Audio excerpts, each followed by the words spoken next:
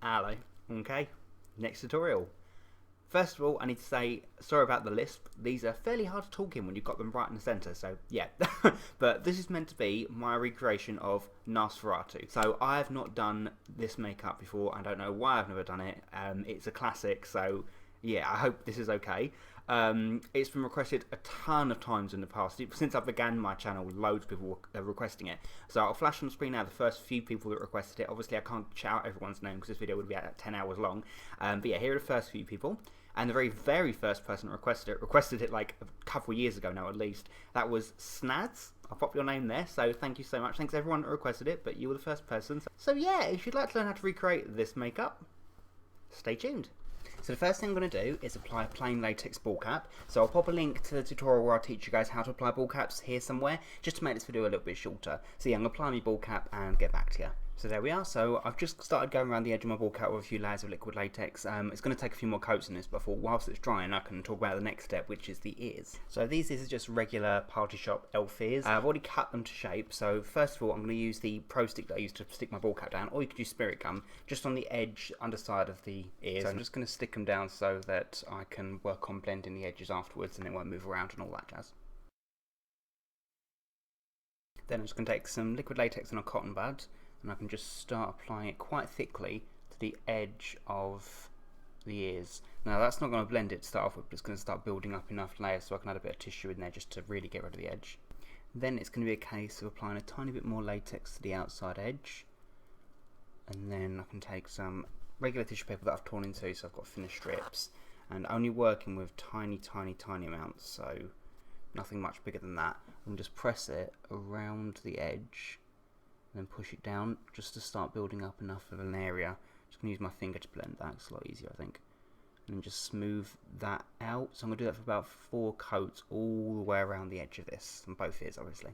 Then I'm going to cover my face, neck and my ears in with a foundation which is mainly made up of Snazaroo white, clown white, but I don't want it to be all over completely white, so I've mixed in quite a bit of the peach watercolour from Snazaroo and a tiny bit of black watercolour as well, just to give this really dead skin colour, but very pale.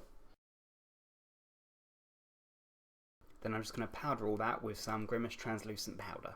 And I should point out, the reason I've not done anything with my eyebrows like I usually do is because I intend to stick hair on or do something over my eyebrows to make them big and bushy like it's in the film. But yeah, I mean, I could have built it out, making more of an angry brow like I usually do, but I don't know, this look is more focusing on the facial features, I think, more than anything else than the big bushy eyebrows, so there's no real reason for me to build this area up. Then I'm going to take a Grimas Brown Cream. This is their 1001. I'm going to use this to do pretty much all of the contouring of this. So I'm going to do quite a lot, but to start off I'm just going to time lapse through all this just so you can see where I've gone and I can blend it afterwards. But I'm going to be doing the heavy parts first, so like the temples and the jaw and cheekbones and the nose, and I'll work on the finer details after that.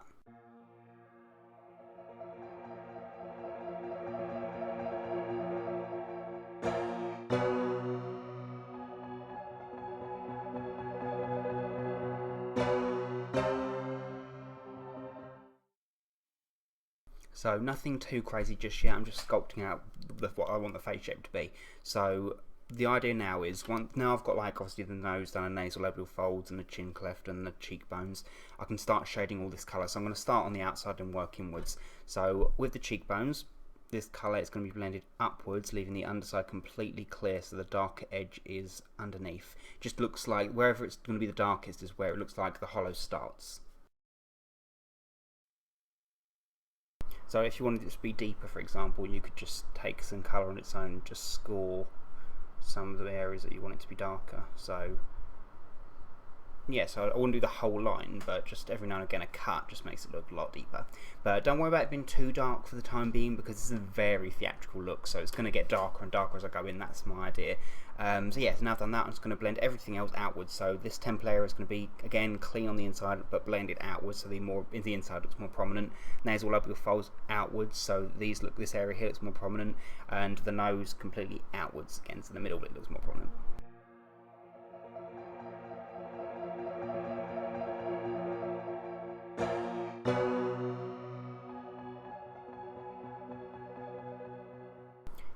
take the same brown cream again and just colour my eyelid and just underneath my eye, and then I'm going to blend that colour outwards so the eyes look extra sunken in. And the colour's not going to blend up straight to my eyebrow or much further than, I mean, it's going to stop at this line that I've drawn here, but it's going to stop maybe halfway to my eyebrow.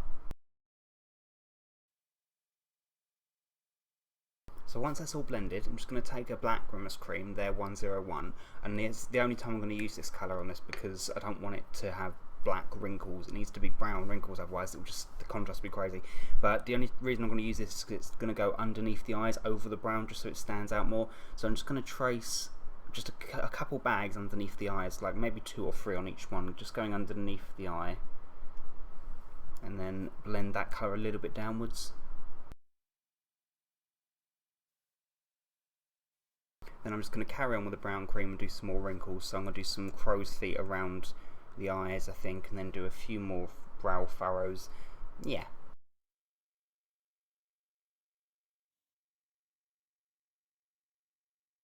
I'm just going to darken up the area around the nasal labial folds and around the nostrils as well. Yeah, I think I might add a point in there as well. Now for the eyebrows, I was going to use the use brown crepe hair and just start layering it on, but I'm going to do something I've not done before. I always like trying new things. I'm just going to draw them on using the brown cream. So this could be interesting. It might work, it might not.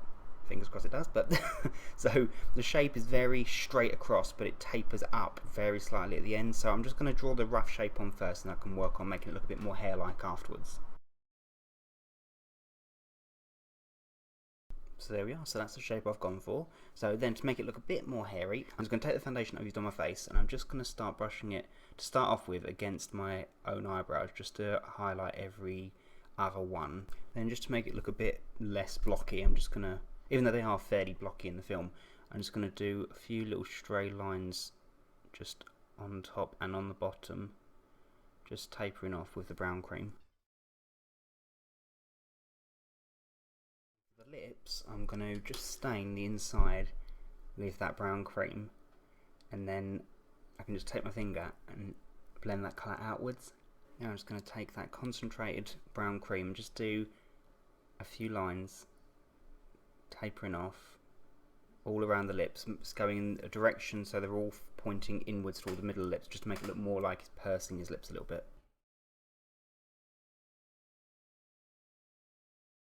Then I'm going to use a alcohol activated palette. This one's a Gorton palette, number 1.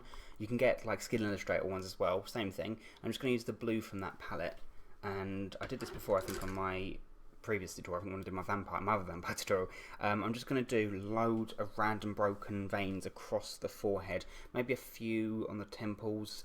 Yeah, just broken lines coming off each other, like tree trunks really, or like plant roots, getting thicker at the back and getting thinner as they go towards. Maybe some of them are going to be a little bit thicker, but the reason I'm using an alcohol activated palette is just because they're translucent and you can see colours underneath it, and it just looks more vein-like really.